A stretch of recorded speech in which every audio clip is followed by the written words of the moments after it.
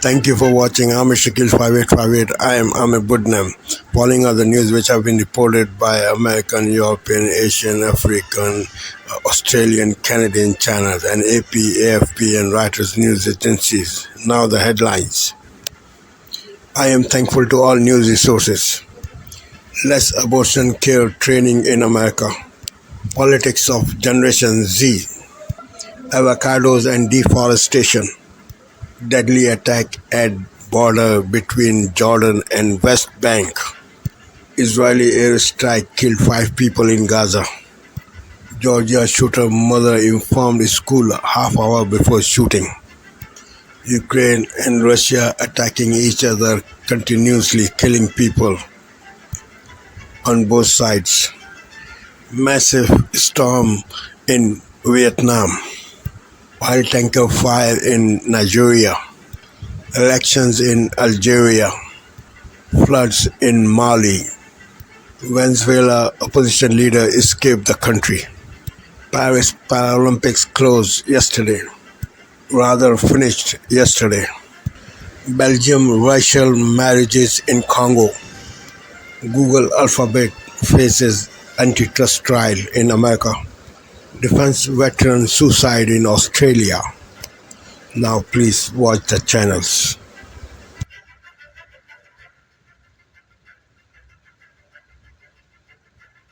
So they're beloved in right-wing circles. They've amassed millions of followers, and they're among Donald Trump's most vocal supporters. But as it turns out, they were also being paid by Russia. 6 conservative influencers are making headlines after it was revealed that they were part of a covert Kremlin-sponsored campaign to influence politics inside the United States. That's according to the Department of Justice indictment this week of 2 operatives with Russian state TV who allegedly funneled nearly $10 million of laundered money into a Tennessee-based media outlet, which was basically used as a front company to spread Kremlin propaganda inside the United States. Now, as NBC News reports, that company fits the description of the right-wing startup Tenet Media. And while it may not sound familiar to you, the name of that media company, the roster of commentators they hired for this alleged Russia scheme were already brand names in conservative media, including right-wing rage posters like Tim Pool and Benny Johnson. You've probably seen their names on Twitter. One commentator's contract required them to produce 4 weekly videos in exchange for $400,000 a month, plus bonuses. That's about $5 million a year for those of you who don't have a calculator. Now, to be clear, the indictment doesn't say that they knew they were on Russia's payroll. In fact, it does say that 2 of the 6 commentators were deceived. Nor have they been accused of criminal wrongdoing at this point. To borrow a phrase from Russian spycraft, though, these folks were most likely just useful idiots, unwitting accomplices who cashed fat paychecks and didn't ask enough questions. Since the indictment, 5 of those 6 commentators have released statements. Some have defended the content they created as their own ideas, some have claimed to be victims, and most have denied knowledge of the scheme pretty categorically. But all of that doesn't matter that much now. I mean, a lot of the damage has already been done. It's bad enough that their political views are so warped. They were apparently willing to deliver what is obviously pro-Russian propaganda on their own accord. This is psychotic. Ukraine is the enemy of this country. Ukraine is our enemy. The Ukraine operation is clearly something that is being run to enrich our elites and also, of course, to give unaccountable mountains of cash to some of the most evil people on earth. Awesome, dudes. We're subsidizing small businesses in Ukraine. Some of the people who run. Hello, America. I'm Mark Levin, and welcome to a special Sunday edition of Life, Liberty, and Levin. I appreciate all of you who tune in each and every weekend, every show. It's always my goal to bring you information and analysis you haven't heard yet, but most importantly, the facts. One of my favorite things about this show is I get to bring on my friends who are not only brilliant, but good people and patriots who love this country. So tonight, you'll hear from just a few of many who fit that description. Go. We're here with our friend, Representative Elise Stefanik of New York, House Republican Conference Chair, member of the Armed Services Committee. Elise Stefanik, in Kamala Harris and Tim Walz, the Democrat Party has decided to serve its radical left-wing kook base and not the American people. Have we ever seen two more radical extremists running for national office in the history of this country? No, Mark. Kamala Harris and Tim Walz are the most radical Democrat ticket in our nation's history. Look at their record. Look at the record of Kamala Harris. She is Joe Biden's open border czar. She owns this catastrophic failure of wide open borders, prioritizing illegals and criminals over law-abiding Americans. People have died in this country, Mark, because of Kamala Harris's role as Joe Biden's open borders are. If you look at both Kamala Harris and Tim Walz, they support defunding the police. We saw that when Tim Walz served as governor in Minnesota, and we've seen that when Kamala Harris actually raised money to bail out criminals and has stood for defunding the police. On top of that, this inflation crisis across our country, the deciding vote in the U.S. Senate was Kamala Harris while she was vice president for Joe Biden's Inflation Expansion Act. It's the most radical, most socialist Democrat ticket, and that's why it's so incredibly important that all Americans unify and elect President Donald Trump, who will save this country. And these radical leftists don't seem to learn a damn thing. Tim Walz is a proud socialist. The fact is, so is Kamala Harris. They don't like to use the word, but that's exactly what they are. Well, they're not capitalists.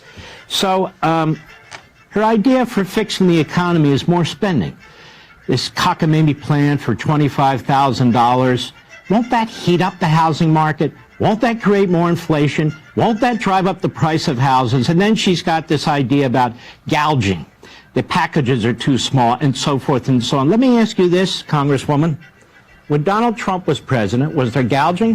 When Donald Trump was president, was there profiteering? When Donald Trump was president, did we have massive inflation? People couldn't afford gasoline, couldn't afford food. Maybe the problem isn't the economy. Maybe the problem isn't businessmen and employees. Maybe the problem is them. Well, you're exactly right, Mark. And Americans have to ask themselves, were they better off 4 years ago? The answer was absolutely yes. If you look at the economic strength under President Trump, it was the strongest economy in modern history. You saw wage growth. You saw the highest number of individuals working. And yet we see unemployment ticking up under Joe Biden and Kamala Harris. And importantly, the single biggest economic stress and challenge right now is inflation. And it's a direct result of the trillions of dollars that was spent under Joe.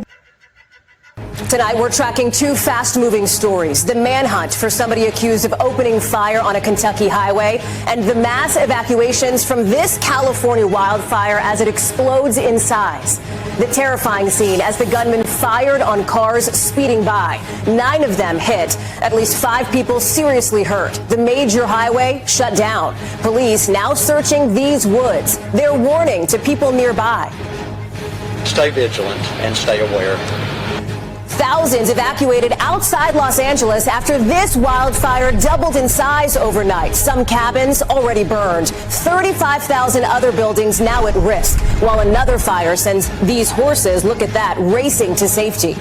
The presidential debate now just 2 days away. New polling showing a dead heat, and our new reporting on how both candidates are gearing up for the campaign's biggest primetime moment yet. Chilling new details why the mother of the Georgia school shooter called with a warning just minutes before he allegedly opened fire. College football tradition, the wave of hope from the heartland.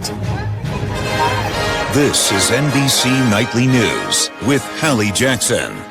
We're coming on the air with an urgent manhunt tonight. The race to find whoever randomly shot up cars on.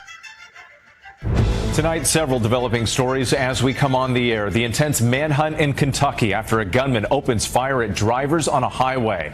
In the race for the White House, new polling showing a dead heat ahead of this week's pivotal debate. The wildfire emergency in the West and a possible hurricane brewing in the Gulf. First, multiple agencies on the hunt for a suspect in the shooting on a Kentucky highway. 5 people shot and wounded. One victim describing the terror as her car came under fire. Police locating a suspicious vehicle and a weapon, but still searching for the suspect, considered armed and dangerous, and what sources are telling us about his criminal history. The ABC News presidential debate just 2 days away. Final preparations for both candidates. Vice President Kamala Harris rehearsing on stage with lighting. Former President Donald Trump on the campaign trail testing new attack lines against his opponent as a new national poll shows the race tighter than ever. Evacuations ordered in Southern California, where a wildfire is now threatening 35,000 structures. The fire creating its own weather system in the extreme heat, plus the major flood threat on the Gulf Coast as a possible hurricane could make landfall by Wednesday. Our weather team tracking it all. Also tonight, the deadly school shooting in Georgia and a new report that the suspect's mother called the school warning of an extreme emergency just before 2 students and 2 teachers were murdered. Miami Dolphins star Tyreek Hill detained by police outside the stadium just hours before his game.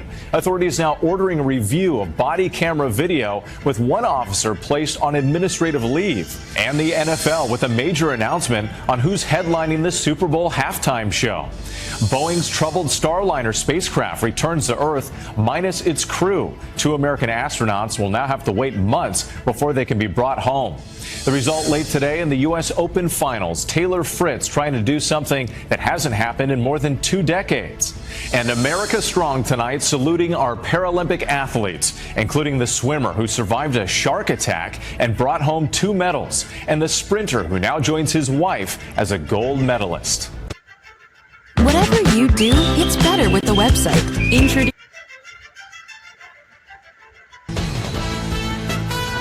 From ABC News World Headquarters in New York, this is World News Tonight. Good evening. Thanks for joining us on this Sunday night. I'm Whit Johnson. We have a lot to cover tonight.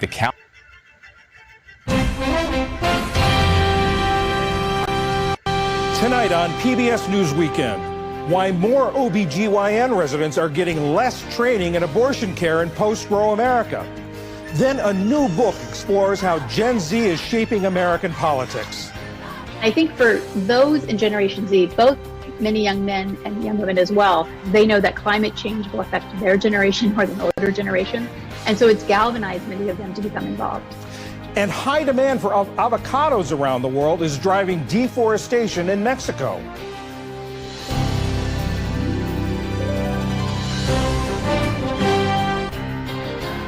Thank you. Good evening, I'm John Yang.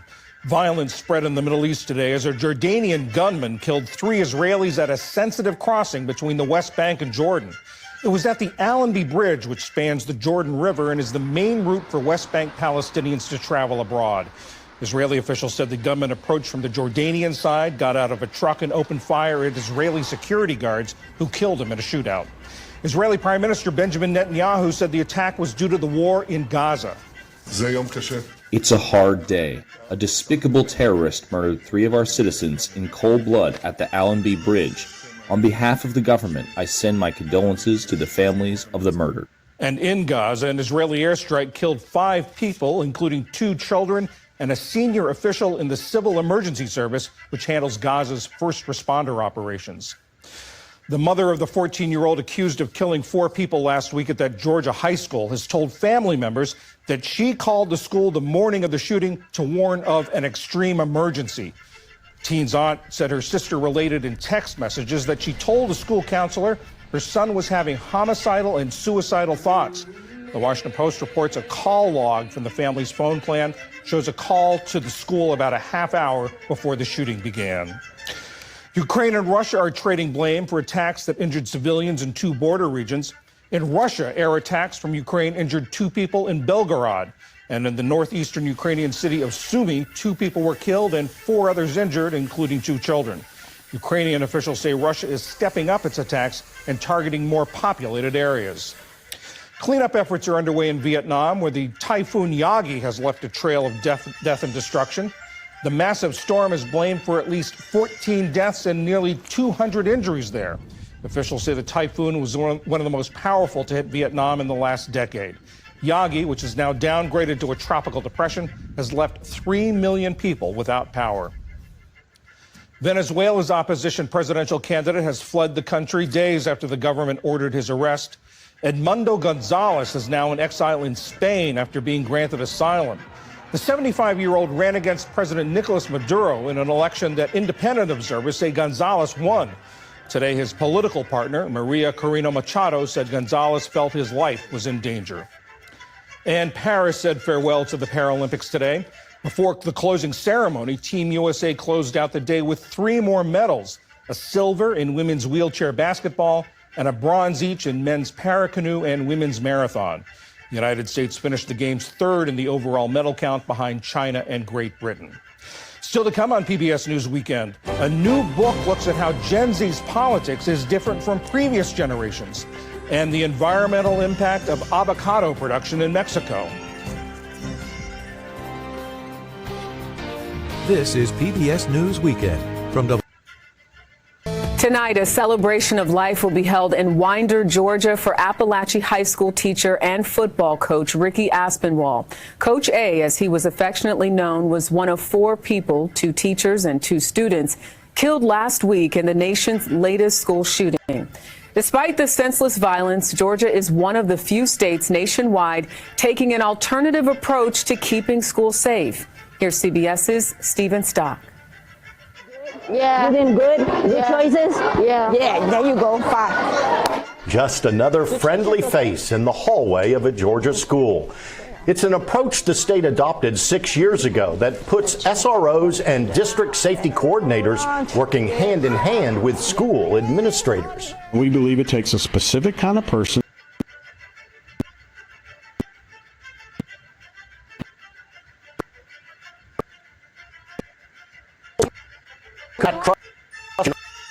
Safe to become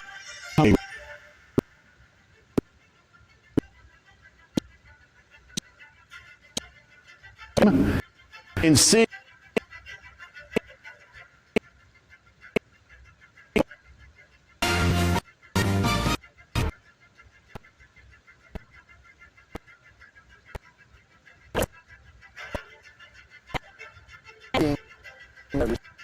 they're not being enforced. How a Quebec Indigenous community has become a dumping ground for organized crime. A changing of the guard. When a system is in crisis, it needs stable leadership, not chaos. The Liberal Party challenges New Brunswick's controversial leader. Plus,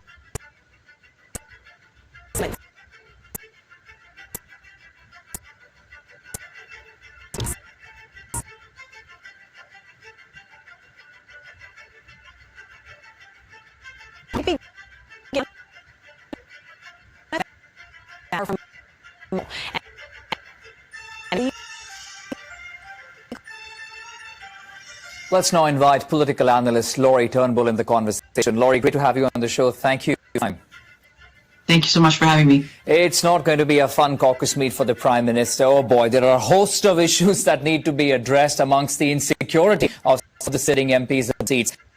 I think the Prime the issue of the NDP and the path forward for this government if it survives till June 2025. Sure. I mean, I think this, as others have said, like this doesn't mean that it falls next week when the House comes back. It would mean that, but it doesn't necessarily mean that. It just means that we're in more of a period of ordinary time in a minority government where a government has to work with parties on an ad hoc basis as issues come up, as votes come up. There's nothing guaranteed. The government has to find a partner. I guess that it's not going to be the Conservatives, but the reason because the NDP has departed this agreement, it means that there are potential changes. If this survives any longer, there are changes to the legislative calendar, and so things they could have taken for granted now, it could be that things are going to take longer. It could be that the NDP are going to try to extract sort of concession, which could cost money. The Bloc might try to do the same thing. A whole bunch of uncertainty comes up, even if the Liberal government is able to manage for a period. Questions about how it will be managed, and amidst all of the chaos and the how will Liberals get some clear message out to voters that resonates with people before the next election? You know, clearly a whole more. Many have been critical. Not much was done. We know that the Liberals have floundered in the polls more in One of the recent polls, Angus polls,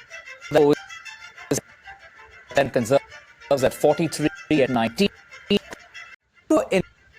the minister has been in terms of taking on. It seems to me that the approach has been to pretend that nothing's wrong. And so even after the by-election loss in Toronto St. Paul's, which was significant, and the MPs know that, the Liberal Party brass, they all know this is a massive problem. This is an indicator of a potential disaster in the next election to lose a safe seat like that. It seems to me that the Prime Minister has kind of tried to downplay that. From the go, he didn't meet with caucus, and perhaps that was, who knows, maybe that was the right call for him. Maybe meeting with the full caucus in the heels of that would have been a problem for him. But it just seems to me from day one, there's been a downplay strategy. Now, he has met with regional caucuses, he's had conversations with MPs. Tonight, an incredible story of bravery, how a Vancouver man saved a complete stranger from a violent attack. He was wearing a balaclava over his face, and immediately I knew something was wrong. A young woman was being robbed at knife point until 3 good Samaritans stepped up. I have a sister, A CBC News exclusive. The Prime Minister set to face worried Liberal MPs. Caucus will be jittery, and a lot of it will be convincing them that there is a plan. But with sinking numbers, campaign director, can he calm rattled nerves? She started her snack business behind bars. And the tagline, popcorn so good it's criminal. Made with conviction. Now she's trying to help other former inmates build a life on the outside. People for incarceration are worthy of employment. The Canadian founder of Comeback Snacks on the prison sentence that launched her booming business. From CBC News, this is The National with Ian Hannamansing. Major developments from UN peace talks and emergency.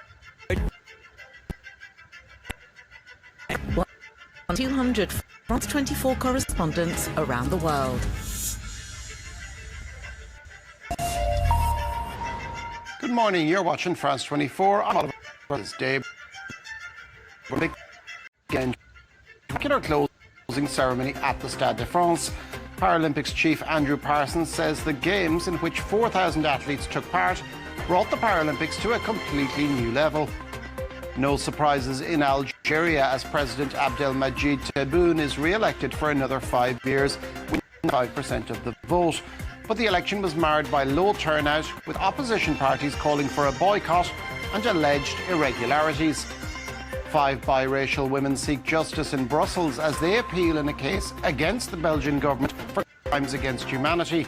The 5 women, all born to white fathers and black mothers in the then Belgian Congo, said they were deprived of being raised in orphanages after being separated from their mothers. It's not quite national mourning, but it is a teary goodbye for host nation France as the Olympic summer comes to an end. Antonia Kerrigan will tell us more in the press review.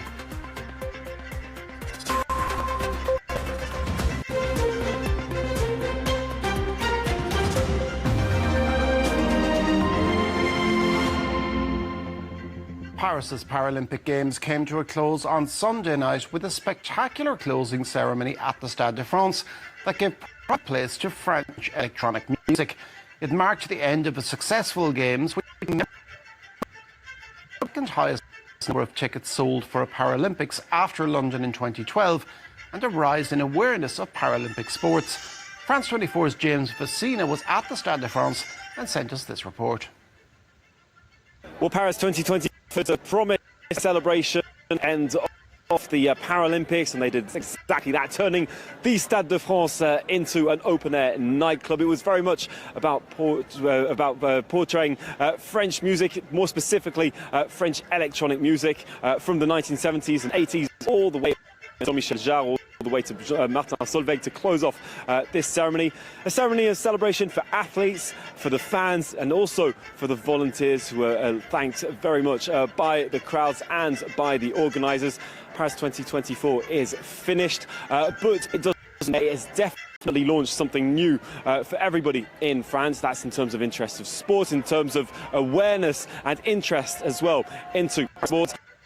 Also, we're going to be looking at, of course, in the near future about how this legacy, what this legacy has actually left for France. Because, of course, the Paralympics are about the sports and about getting people into sports, but it's also about athletes and non-athletes' daily lives. And as we know, plenty can still be done for people, for the 1.3 billion people with disabilities across the world. The message around here has been from the head of the Paralympics was one of inclusion, a revolution of inclusion.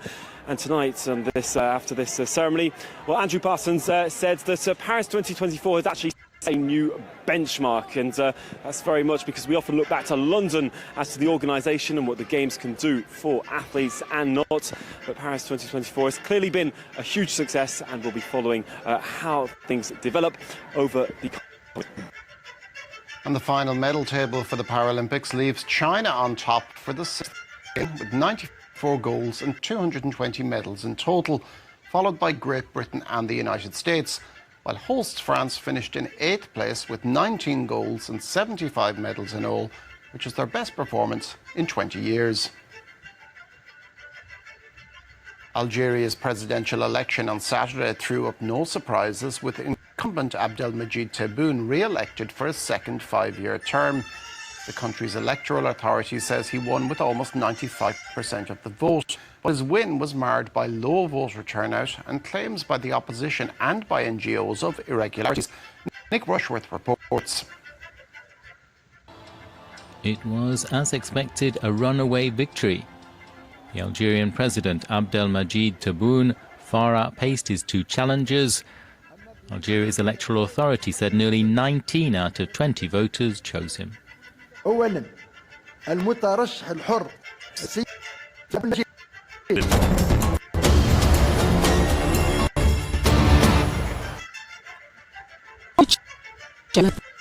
in Haiti look like. The United States of America and Ecuador circulated a draft resolution on Friday which would extend the mandate of the mission until October 2025, while the UN plans transition to a peacekeeping force. The mission has seen almost 400 Kenyan police deployed since June. The multinational force should eventually consist of 2,500 personnel. Peacekeeping operations are funded from a special UN budget, unlike the Kenya-led mission, which has been mostly financed by the US and Canada. If the proposed Security Council resolution mentions gains made by the UN-backed multinational mission, gangs are powerful. Haiti this week expanded its state of emergency to cover the whole country. The last UN peacekeeping operation in Haiti left in 2017. It was blamed for dumping infected sewage into a river, causing a cholera outbreak. An internal UN report found that at least 134 UN peacekeepers exploited Haitian children in a sex ring. Record numbers of Israelis protested Saturday against the government's failure to get the return of hostages in Gaza. Police arrested several demonstrators as they again poured into the streets of Tel Aviv. After the discovery of 6 dead hostages last week, Benjamin Netanyahu asked, "Rains across Nigeria and Niger have forced nearly 950,000 people away from their homes." NGO Save the Children alerted Friday about the risk of disease, hunger from crop destruction, and disruption to education that the situation incurs to the hundreds of thousands of children now displaced. While this is normally the rainiest time of the year in West Africa, this year's rains have been more severe than usual. Widespread flood have affected people have been killed in the 3 countries. Afro hair in all its beauty. More and more Cubans, especially young people, are embracing their natural hair to express pride in their African heritage. La Habana hosted the island's first Afro Beauty Aesthetics Convention. Medical student and entrepreneur Talia Quesada created a line of natural skin and hair care. My job is people who want to find themselves again, who want to stop straightening their hair and end the torture of the hot comb. People who wonder which products in hand will help them find themselves again, to have their hair be strong, natural and healthy. Specialized artisan businesses, models, fashion designers, makeup artists, stylists and the public came together. Several hundred people also discussed text in Cuba, a crucial issue, the organizer says. You have to understand the emotional and psychological side, the cultural effect, the historic reclaiming of our culture, our blackness and the importance of our hair to us. Cuba's history is rooted in the island's sugarcane production, which employed enslaved Africans. According to official data from a 2012 census, 9% of Cubans are black. It's good to shatter stereotypes. We've always been marked by the stereotype that beauty must be the blonde Barbie. Them being shattered helps us open borders. The Afro Beauty Extension culminated on August 31st with a competition showcasing hairstyles. In an economy under embargo, specialized local brands have emerged for affordable products for dark skin.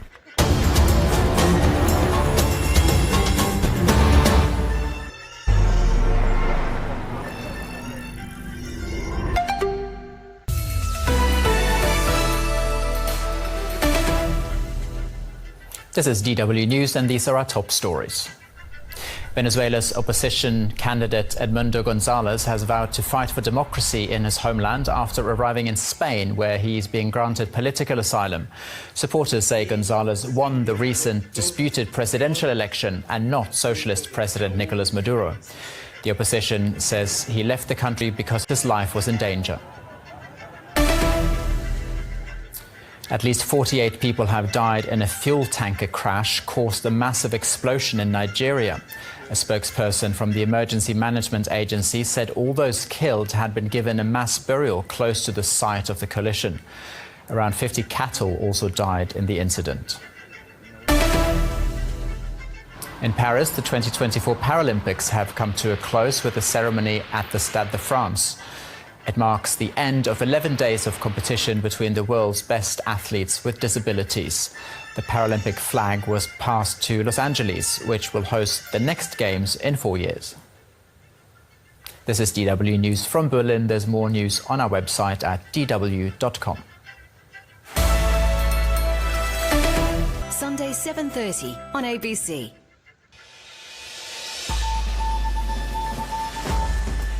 Today, the final report of the Royal Commission into Defence and Veterans Suicide handed to the Governor-General after years of evidence.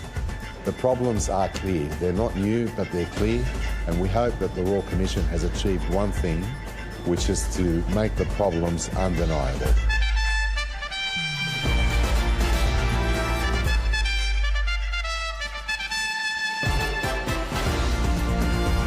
Also ahead, 3 young children critically injured after a house fire in Melbourne's northwest. Spain grants political asylum to Venezuela's opposition leader as diplomatic tensions grow over the country's disputed election results. And the curtain closes on the Paris Paralympics, with Australia finishing 9th on the medal table.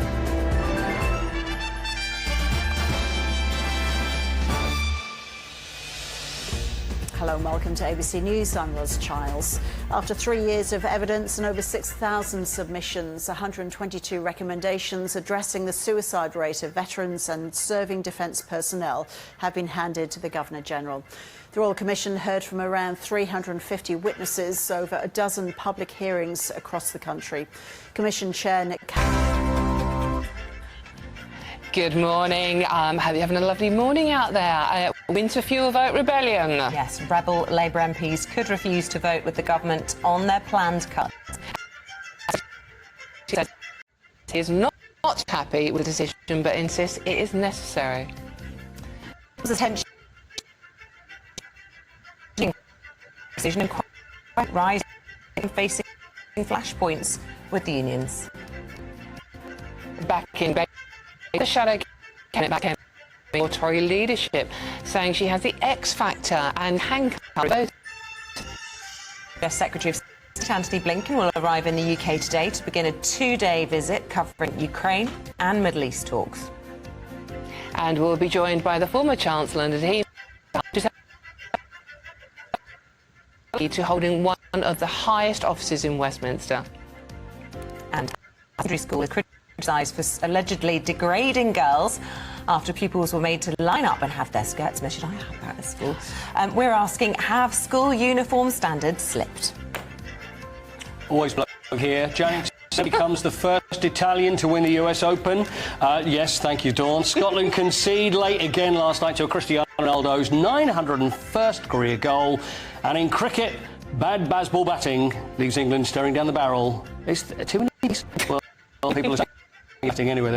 They play Sri Lanka, and that continues today. Good morning. It has been a very wet weekend for some of us. What does the weather have in store over the next couple of days? Find out with me coming up in a little bit. It's just after 7 o'clock. I'm Isabel Webster. And I'm Dawn Neeson, and this is GB News Breakfast.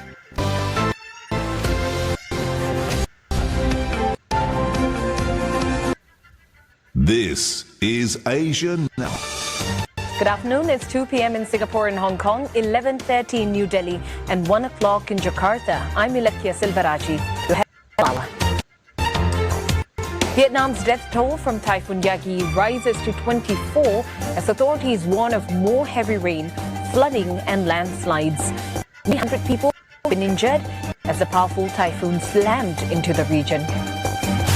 Philippine senators confront district mayor as more lying in ongoing investigations into her alleged criminal ties. She's accused of fraud, money laundering and human trafficking.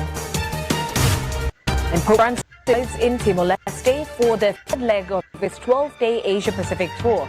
More than 700,000 Catholics are expected to attend Mass with the pontiff in the capital, Dili.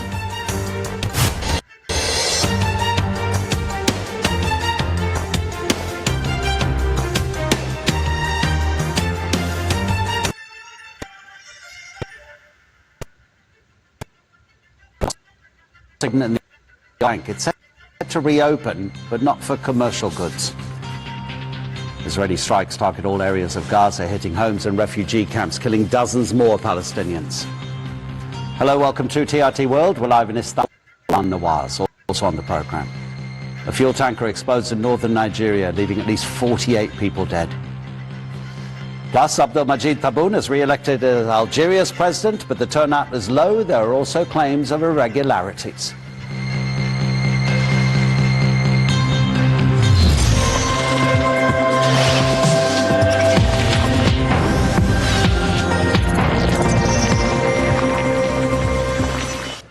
The Palestinian Authority says the Allenby crossing between the occupied West Bank and Jordan will reopen this Monday. It's after 3 Israeli security. He warned that his budget would be painful. Today the Prime Minister defended that pain falling on pensioners. This week Parliament votes on his plans to stop most pensioners claiming the winter fuel payment. This is really tough, and I do get that it's tough. It's not easy, and no Prime Minister wants to take a decision like this. But the winter fuel payments are now to be targeted. They were untargeted before, and I think everybody thought that wasn't a particularly good system, so it needed to be targeted.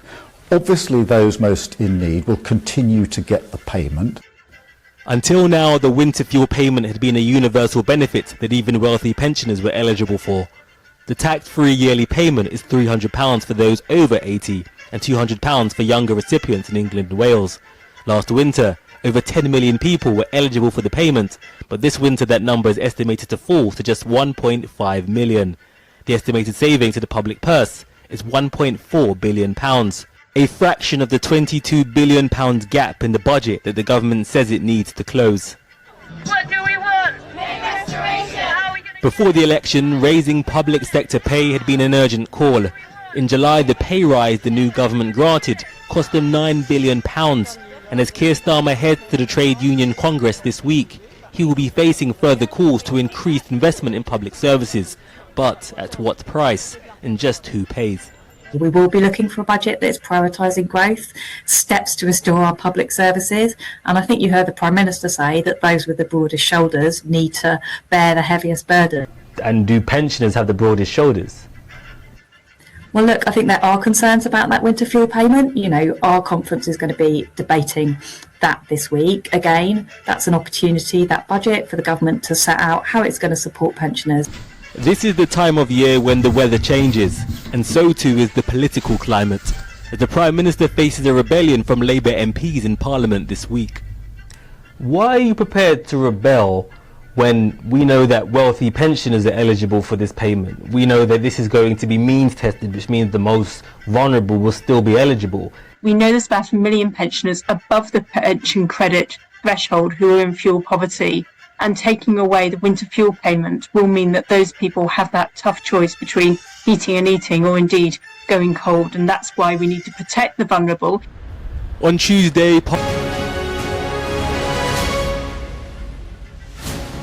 Hello everybody, a very good morning. It's 7 o'clock. Coming up on today's programme, a landmark report finds that victims of antisocial behaviour say their fears are ignored. Yes, I've spent 6 months investigating antisocial behaviour, spending time with a community that feels like nobody listens. And our protest putting off tourists. We'll hear from a former Met detective. Yes, we will. It's Monday, the 9th of September. Hello, I've just phoned and it asked for fire brigades and police. We've just realised that whatever's on fire looks like a motorbike. Lives blighted by antisocial behaviour, but 2/3 of complaints are ignored or unresolved. Also ahead, Sky News uncovers evidence of an ethnically motivated massacre in Sudan. Great Ormond Street Hospital launches an urgent review into a former surgeon involving the treatment of more than 700 children. Plus, pressure on the Prime Minister over plans to cut the winter fuel allowance for 10 million pensioners. We'll speak to the government very soon.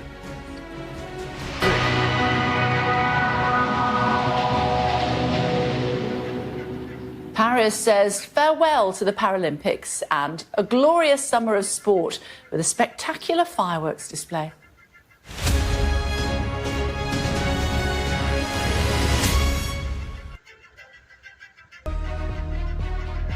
Germany's Chancellor Olaf Scholz says any future peace talks on Ukraine must include Russia. Experts say glaciers in Austria are shrinking, and the trend is continuing elsewhere too. If it keeps up, they could be gone within years.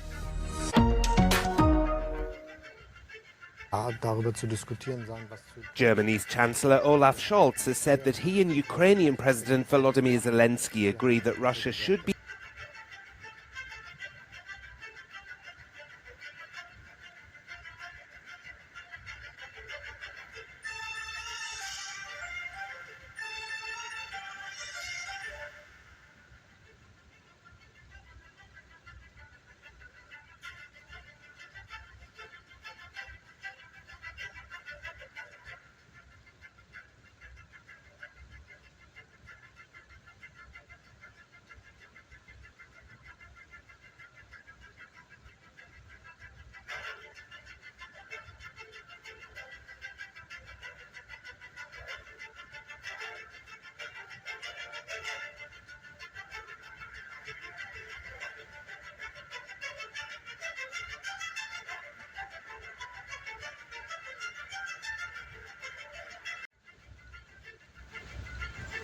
Thank you for watching and privilege of your time. This is Amir Shakil 5858. I am Amir Goodman. Have a good life.